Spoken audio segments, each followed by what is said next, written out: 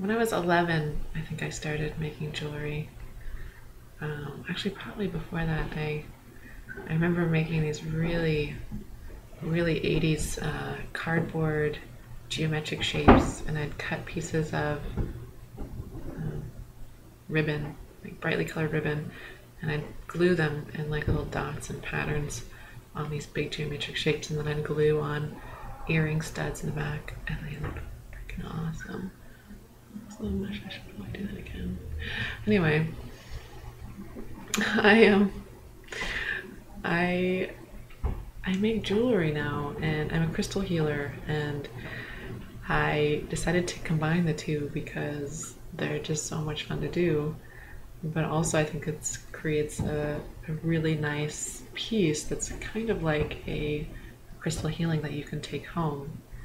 The process is actually very similar when I sit down with you for about 15-20 minutes, and I get a read on you, and I kind of pick up on your essence and what you want in your life, and what are the things that seem to stop you from creating what you want in your life.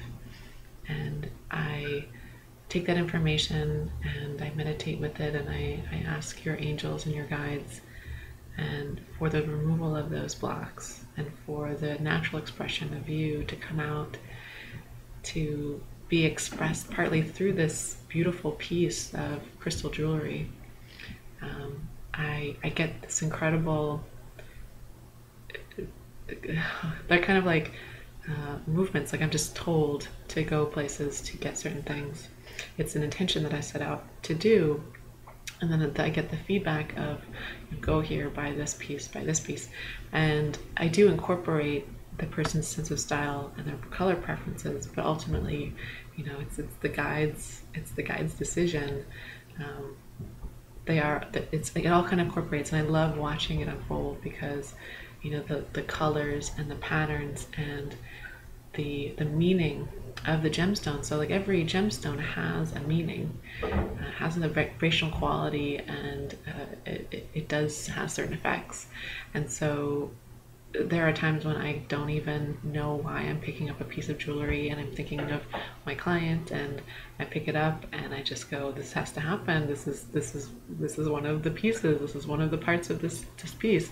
So I take it off the rack, and then I take it home and I look it up, and it's just perfect. That happened once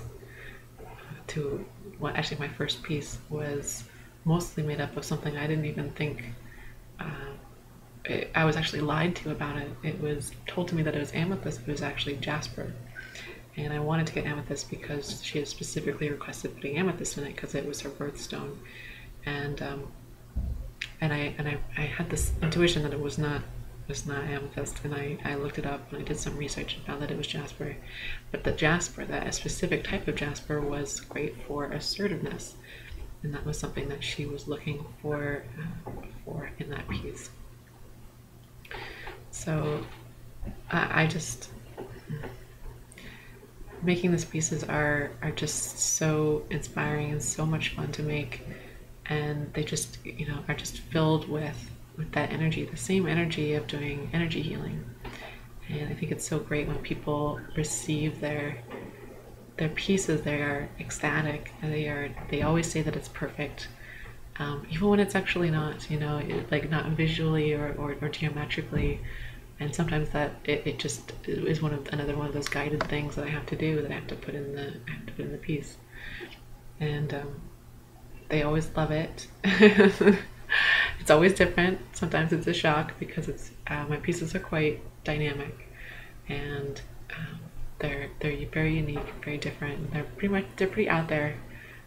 People will come up to you in places and ask you about it because they are so unique. And sometimes when people are energy sensitive or talk to spirits themselves, they will come up and they will see the spirits in the jewelry, and I think that's really awesome. So if this is something that you're called to have, that you want to have, this expression of you, this expression of healing and creation in your life, it'll help assist you to get to where you want to go through the divine spirit.